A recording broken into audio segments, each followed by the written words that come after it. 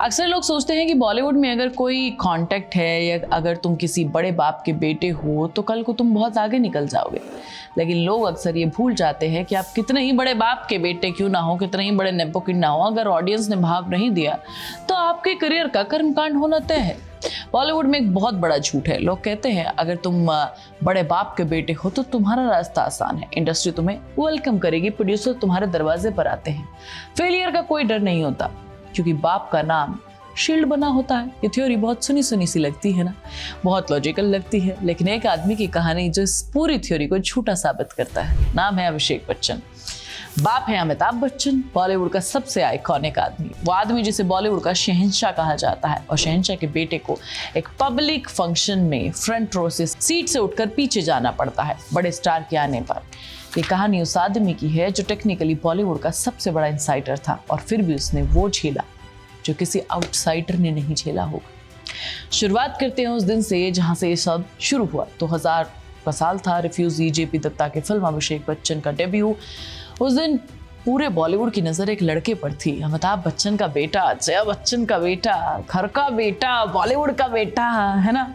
एक ऐसे आदमी का बेटा जिसने दीवार दी, शोले दी, जंजीर दी, जिस घर का नाम सुनते ही लोग खड़े हो जाते हैं, उस घर का बेटा। लेकिन उस लड़के के अंदर उस दिन क्या चल रहा होगा, क्योंकि ये सिर्फ एक फिल्म का डेब्यू नहीं था, ये एक ऐसी विरासत की शुरुआत थी जिसे कैरी करना असंभव था, जिसकी तुलना हर दिन होती थी, जिसकी छाया इतनी लंबी थी कि उसमें खुद ही रोशनी ढूंढना लगभग नामुमकिन था। रिफ्यूजी आई, अभिषेक बच्चन की तारीफ हुई, लेकिन कोई कंपैरिजन भी शुरू हुआ। बाप जैसा नहीं है, आवाज में डेप्थ नहीं है, स्क्रीन प्रेजेंस बाप जैसी नहीं है, और ये सिलसिला जो उस दिन शुरू हुआ वो अगले कई सालों तक चलता रहा, रुका नहीं। फिर वो दौर आया जिसके बारे में अभिषेक बच्चन ने खुद कहा। एक दिन वो एक फिल्म के सेट पर पहुंचे, रेडी थे, लाइन्स याद थी, पूरा प्रिपरेशन था, और सेट पर कोई एक्टर शूट कर रहा था।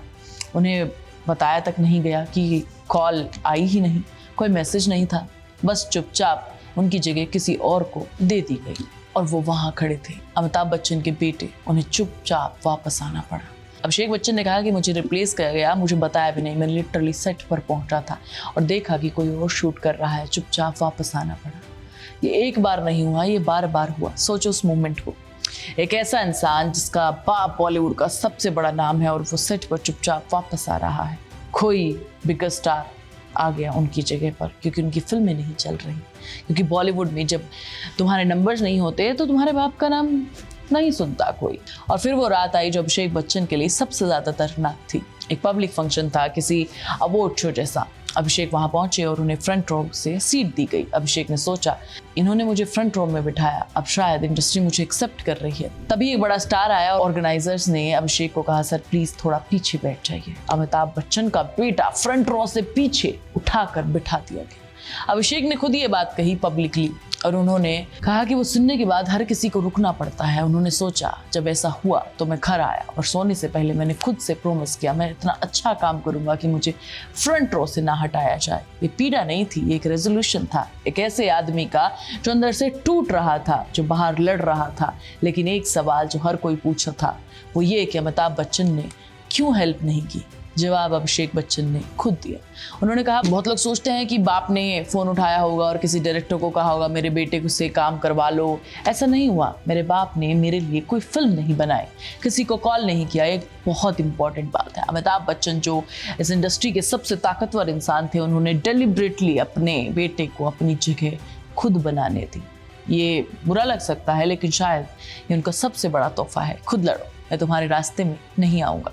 और अभिषेक बच्चन लड़े, क्योंकि बॉलीवुड के फ्लॉप्स आते रहे पर वो रुके नहीं। मैं प्रेम की दीवानी हूँ, ओम जय जगदीश, उमराव जाने के बाद हर फ्लॉप के साथ एक नई हेडलाइन, बिग बी का बेटा फेल। ट्रोलर्स आए, सोशल मीडिया पर लोगों ने लिखा, बाप जैसा टैलेंट नहीं, ऐश्वर्या से शादी की, उनसे भी ज्यादा फेमस। बच्चन परिवार का बेटा, बाप का नाम बड़ा, बीवी का नाम बड़ा, डबल प्रिविलेज, ऐसा लोगों को लग रहा था कि उन्हें मिल रहा है, लेकिन हकीकत एक फेलियर जैसी थी। बेचारा कितना ट्राई कर रहा है लेकिन हो नहीं पा रहा है। लेकिन जब अभिषेक बच्चन फेल होते रहे, लोग कहते रहे, सब कुछ इतना होता रहा, तब उन्होंने रुकने की नहीं सोची। और ये सोचो कि वो एक इनसाइडर थे, आउटसाइडर नहीं थे। और फिर एक रात वो पल आया जब अभिषेक बच्चन के लिए सबसे ज्यादा डार्क था। उन्होंने अपने बाप के पास जाकर पूछा, शायद मैं इंडस्ट्री के लिए नहीं बना हूँ, मैं जो भी ट्राई करता हूँ, जो भी काम करता हूँ वो फ्लॉप हो जाता है। तब अमिताभ बच्चन ने कहा कि एक एक्टर के रूप में तुम्हें हर तरीके की फिल्में करनी चाहिए। कोई फ़ोन कॉल नहीं, इंडस्ट्री को कोई रिकमेंडेशन नहीं, बस एक बाप ने अपने बेटे को ताकत जो इंडस्ट्री कनेक्शन से नहीं मिल सकती थी, और अभिषेक बच्चन ने वो ताकत पकड़ ली और लड़ते रहे। गुरु आई मणिरत्नम की डायरेक्शन की। क्रिटिक्स ने कहा अभिषेक बच्चन का सबसे बढ़िया काम। धूम फ्रेंचाइजी आई, बॉक्स ऑफिस पर तूफान, मन मर्जी आई 2018 में, और एक नए अभिषेक बच्चन को बॉलीवुड ने देखा। लूडो आई, बॉब विश्वास आई, ब्रेथ आई। धीरे धीरे वो काम जो अमिताभ के बेटे को उनकी पहचान बनाने में हेल्प कर रहा था, वो सारी फिल्में आई। 2025-26 में शाहरुख खान मोमेंट भी आने वाला है ना, किंग आने वाली है।